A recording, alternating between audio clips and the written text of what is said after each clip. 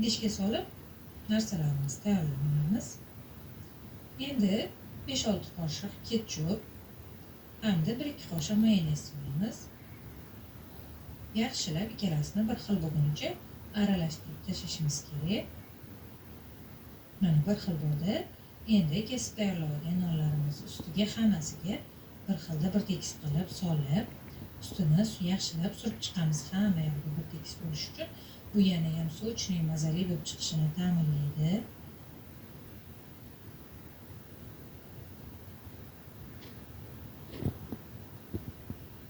Endi to'g'ralgan pomidorlarimizni qo'yib chiqamiz ustiga.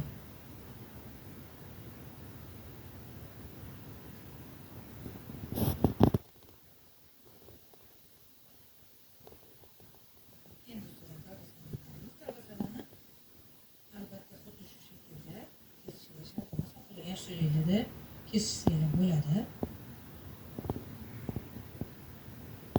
Endi ustidan qirg'ichdan chiqarilgan sirlarimizni solamiz. Sirni hamma xohishiga qarab, qancha ko'p solishingizni o'zingizning uydagi sharoitingizga qarab solavasizlar. Taxminan 200 grammdan boshlanadi. Qanchalik sir ko'p bo'lsa, shunchalik mazali chiqadi. Sir sevuvchilar uchun juda ham maxsus. Endi qizib turgan duxovkamizga 180 darajaga 10-15 minutga qo'yamiz. Sirlari erib, usti qumur-qumur bo'lib turadi. Mana xuddi shunaqa bo'lganda duxovkadan olishimiz kerak.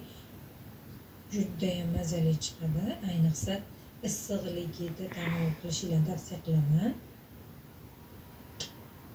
Mana oralarini kesib ko'rsatyapman. Ishoninglar qizlar, juda ham issiqligida mazali bo'ladi. Albatta tayyorlab ko'rishinglarni tavsiya qilaman. Bu usulda nonushta tayyorlashni ham katta hayotga tayyorlanayotgan qizlarimizga, kelinlarimizga yana bir ideya bo'ladigan umiddaman. Albatta tayyorlab ko'ringlar. Fikr mulohazalarni kommentariyada yozib